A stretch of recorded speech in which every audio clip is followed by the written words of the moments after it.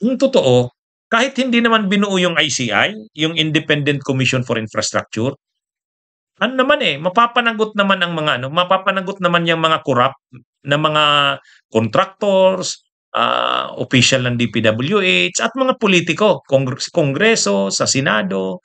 Mapapanagot naman sila kahit walang ICI.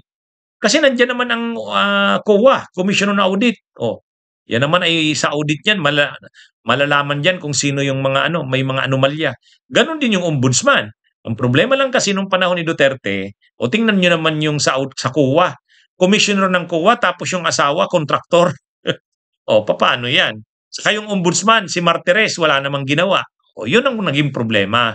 Kaya lumala talaga ang korupsyon. O ngayon, dahil dyan, nagbuo na ngayon ng Independent Commission for Infrastructure.